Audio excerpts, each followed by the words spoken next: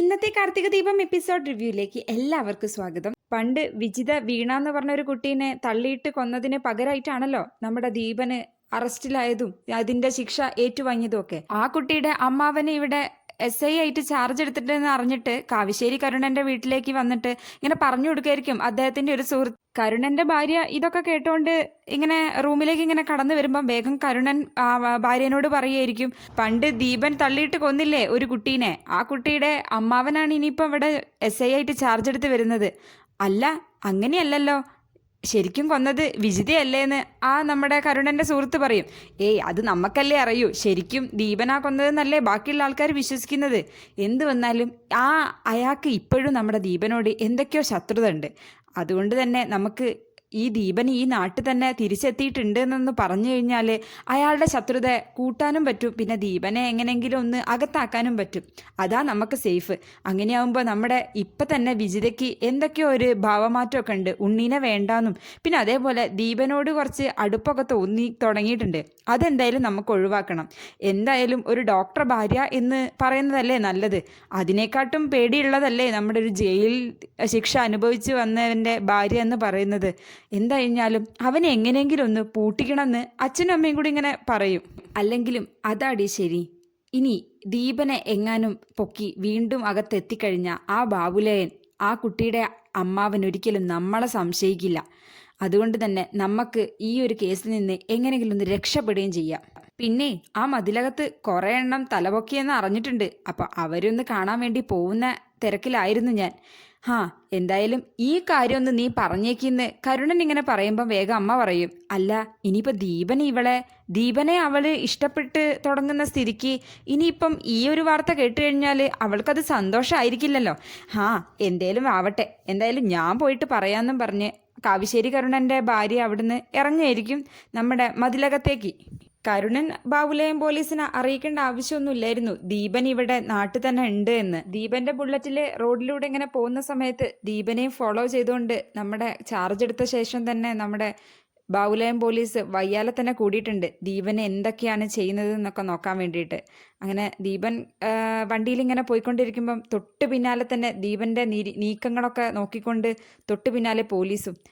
ദീപൻ കുറച്ച് കഴിഞ്ഞ് വണ്ടി സൈഡാക്കി ദീപൻ്റെ കാര്യങ്ങളൊക്കെ ചെയ്തുകൊണ്ട് ഒരു സൈഡാക്കിയിട്ട് ഫോൺ ചെയ്യുകയായിരിക്കും. പക്ഷേ ദീപൻ ഇതൊന്നും കാണുന്നില്ല. തന്നെ ഫോളോ ചെയ്യുന്നത് ആരൊക്കെയോ ഫോളോ ചെയ്യുന്നുണ്ട് എന്നൊന്നും ദീപന് മനസ്സിലായിട്ട് പോലുമില്ല. ദീപൻ അവിടെ നിർത്തി ഒരു ഫോൺ വന്നപ്പം സൈഡിൽ നിർത്തിയിട്ട് ഫോൺ ചെയ്യുമ്പം ആ പോലീസ് വണ്ടി തൊട്ട് മുന്നിൽ നിർത്തിയിട്ട് അതിൽ നിന്ന് പുറത്തോട്ടേക്ക് ഇങ്ങനെ നോക്കുകയായിരിക്കും ബാബുലയം പോലീസ്.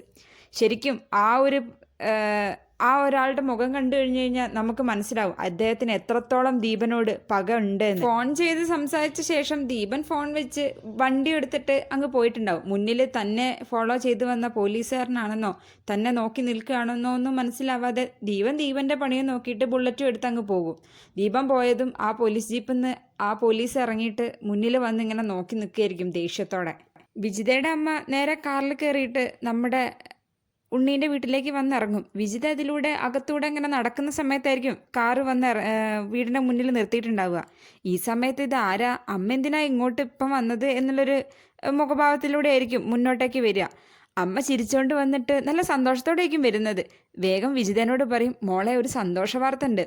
അതെ, ആ പണ്ടത്തെ ഇവിടുത്തെ SI ഇല്ലേ ഒരു ബാവുലേയൻ, നമ്മുടെ വീണ ചത്തുപോയില്ലേ, അവളുടെ മാമനായിട്ടുള്ള ഒരാളില്ലായിരുന്നോ, അയാൾ വീണ്ടും ഇവിടേക്ക് തന്നെ ചാർജ് എടുത്തിട്ടുണ്ട്. നമ്മുടെ ദീപനോട് നല്ല തീരാത്ത പകയാണ് അദ്ദേഹത്തിനുള്ളത്. അതുകൊണ്ട് തന്നെ ഇനി അവൻ്റെ കാര്യം ആ പോലീസുകാർ നോക്കിക്കോളും. അമ്മയെ ഞാനൊരു കാര്യം പറഞ്ഞേക്കാം, ഇനി ദീപേട്ടനെ പുതിയ കള്ളക്കേസ് ഉണ്ടാക്കിയിട്ട് പോലീസ് സ്റ്റേഷനിൽ അകത്താക്കിക്കരുത്. ദീപേട്ടനൊന്നും ഒരു തെറ്റും ചെയ്തിട്ടില്ല എന്ന് നമുക്കെല്ലാവർക്കും അറിയാലോ. ദീപേട്ടൻ ഒരു ശിക്ഷ അർഹിക്കുന്ന ആളും പോലും അല്ല. അതെ, നിനക്കെന്താ ഇപ്പോൾ അവനോടൊരു സഹതാപം? ഇത്രയും കാലം നീ ഇങ്ങനെയൊന്നല്ലായിരുന്നല്ലോ പറഞ്ഞത്. അതെ, അവനെ എങ്ങനെയെങ്കിലും ഒന്ന് അകത്താക്കി കഴിഞ്ഞാൽ നമ്മുടെ മേലേക്ക് വരുന്ന ആ ഒരു കുറ്റമൊക്കെ ഒന്ന് ഒഴിവാക്കി കിട്ടും. ഇനിയിപ്പോൾ ദീപേട്ടനകത്ത് പോയി കഴിഞ്ഞു കഴിഞ്ഞാൽ അതൊക്കെ പോകുന്നാണോ അമ്മ വിചാരിക്കുന്നത്? ദീപേട്ടന് മാത്രമാണോ ഈ സത്യങ്ങൾ അറിയുന്നത്? എല്ലാവർക്കും പലർക്കും അറിയാം ഈ സത്യം. ഈ വീട്ടിൽ തന്നെ ഉണ്ട് എല്ലാ സത്യങ്ങളും അറിയുന്ന കുറേ പേര്. ഇതുകൊണ്ടൊക്കെ തന്നെയല്ലേ അമ്മ നിന്റെ ജീവിതം സേഫ് ആക്കാൻ വേണ്ടിയിട്ട് നിങ്ങൾക്ക് ഒരു കുഞ്ഞിക്കാലുണ്ടായാൽ ഒരു കുട്ടി ഉണ്ടായി കഴിഞ്ഞു കഴിഞ്ഞാൽ ഈ പ്രശ്നങ്ങളൊന്നും ഉണ്ടാവില്ല എന്ന് പറഞ്ഞത്. എൻ്റെ അമ്മ അതിനും ആദ്യം ഒരു കുട്ടി ഉണ്ടാവണ്ടേ?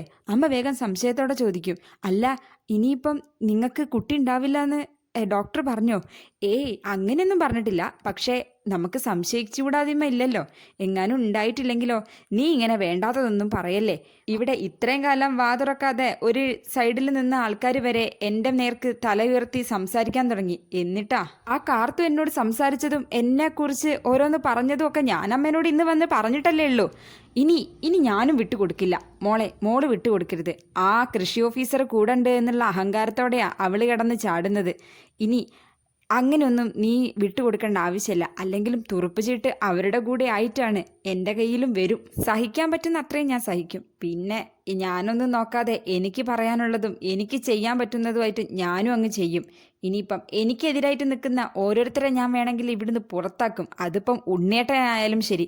അല്ല മോളെ, ഉണ്ണീനെ മാത്രം നീ കൈവിടരുത്. നിനക്ക് നിന്റെ ഭാവി അതൊക്കെ നീ മനസ്സിലാക്കണം. എന്തായാലും ഞാനൊന്ന് പോയി അവളുമാരെ കാണട്ടെ. എനിക്കൊന്ന് കാണണം. ഇതേ സമയം അടുക്കളയിലെ വരാന്തലിൻ്റെ ഭാഗത്ത് നിന്നിട്ട് കാർത്തു ഇങ്ങനെ ഓരോന്ന് ആലോചിച്ച് ചിരിച്ചുകൊണ്ട് ഇങ്ങനെ നിൽക്കുകയായിരിക്കും. പവിത്രത്തി ഇതൊക്കെ കണ്ടിങ്ങനെ വന്നിട്ട് ചോദിക്കും, അല്ല കുറേ നേരമായല്ലോ ഇവിടെ ഇങ്ങനെ നിൽക്കാൻ തുടങ്ങിയിട്ട്, എന്തോ ആലോചിച്ച് ചിരിക്കുന്നുണ്ടല്ലോ. ഏയ് ഞാൻ ചിരിക്കുന്നൊന്നുമില്ല എന്ന് പറയുന്ന സമയത്ത് നമ്മുടെ വിജിതയുടെ അമ്മ നേരെ കയറി വന്നിട്ട് പറയും, അല്ല ചിരിക്കുന്നില്ലേ? ചിരിക്കുന്നുണ്ടാകും, എനിക്ക് തോന്നുന്നു നല്ല പോലെ ചിരിക്കുന്നുണ്ടെന്ന്. നിങ്ങളിവിടെ എന്തൊക്കെയാ കാട്ടിക്കൂട്ടുന്നതെന്ന് എനിക്ക് മനസ്സിലാവുന്നുണ്ട്. നിങ്ങൾക്ക് കിട്ടിയ അവസരം പരമാവധി അങ്ങ് മുതലാക്കുന്നുണ്ടല്ലോ അല്ലേ? അല്ല ഇതുവരെ ഉണ്ണി ഇവിടെ നടന്ന എന്തെങ്കിലും കാര്യങ്ങൾ അറിഞ്ഞിട്ടുണ്ടോ? ഞങ്ങൾ പറഞ്ഞതായിട്ട് പറഞ്ഞിട്ടുണ്ടോ? നീ പറയടി, ഉണ്ണീനോട് പോയിട്ട് പറ. ഞങ്ങളാരും ഇനി തടയുന്നൊന്നുമില്ല. നിങ്ങൾ എന്ത് വേണേലും ചെയ്തോ, നിങ്ങളെ വഴിക്ക് വിട്ടതാണ്. ഇനി ഒരു കാര്യം പറഞ്ഞേക്കാം, നിങ്ങളൊക്കെ അധികം ഇവിടെ നിൽക്കില്ലേ, എല്ലാത്തിനെയും പിടിച്ച് ഞങ്ങൾ പുറത്താക്കും എന്ന് പറഞ്ഞുകൊണ്ടിരിക്കുന്ന സമയത്തായിരിക്കും നമ്മുടെ ഉണ്ണിയുടെ അമ്മ അങ്ങോട്ട് കയറി വരുന്നത്. വേഗം തന്നെ പറയും, അല്ല സുധേ, നീ ഇങ്ങനെ പറഞ്ഞു നിൽക്കാതെ വേഗം അവരെ അടിച്ച് പുറത്താക്ക്. അത് തന്നെയാണ് എനിക്കും വേണ്ടത്. അല്ലെങ്കിലേ നാട്ടുകാരോട് പറയിപ്പിക്കുക.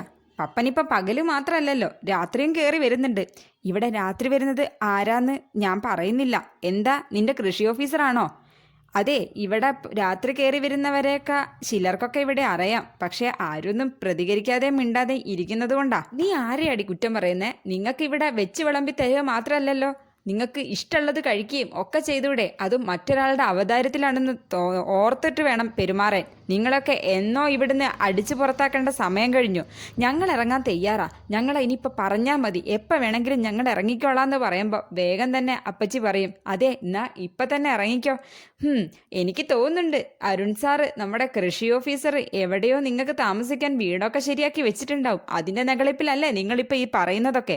അതാകുമ്പോൾ നിനക്ക് അരുൺ സാറിനെ കാണുകയും ചെയ്യാം, പപ്പനാണെങ്കിൽ സ്ഥിരം അവിടേക്ക് വരികയും ചെയ്യാം. സുഖമായല്ലോ. വിജിതയുടെ അത്ര എന്തായാലും ഞങ്ങൾക്ക് അത്രയ്ക്ക് അഭിമാനം കെട്ട പരിപാടിക്കൊന്നും ഞങ്ങൾ പോവില്ല എന്ന് പറഞ്ഞതും കാർത്തൂൻ്റെ കഴുത്ത് പിടിച്ചിട്ട് നമ്മുടെ സുധ വിജിതയുടെ അമ്മ ഇങ്ങനെ പിടിച്ചുകൊണ്ട് ഇങ്ങനെ ചോദിക്കും, നീ എന്താടി എൻ്റെ മോളെക്കുറിച്ച് പറഞ്ഞതെന്ന്?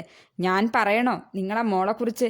നീ പറയാന്നും പറഞ്ഞിട്ട് അപ്പച്ചി ഇങ്ങനെ നിർബന്ധിക്കുമ്പം വേഗം പറയും നമ്മുടെ സുധ, അയ്യോ വേണ്ട ചേച്ചി, ഇനിയിപ്പം ഇവരോടുള്ള നമ്മുടെ വിജിതേനോടുള്ള ദേഷ്യത്തിന് വേണ്ടിയിട്ട് എന്ത് കള്ളവും പറയും.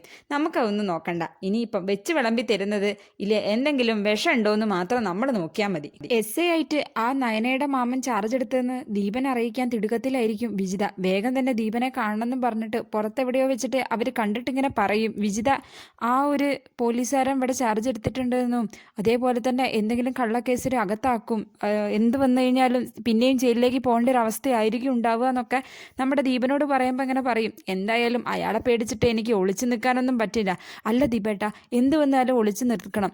നമ്മുടെ കല്യാണം നടക്കണ്ടേ? ഓ നിനക്കിപ്പോൾ കല്യാണത്തിനൊക്കെ തിടുക്കായോ? അതെന്താ അങ്ങനെ? ഇനി ദീപേട്ടം ജയിലിൽ പോയി കഴിഞ്ഞാൽ ആദ്യം ജയിലിൽ പോയാൽ അതിനേക്കാട്ടും സങ്കടമായിരിക്കും എനിക്ക് താങ്ങാനാവില്ല.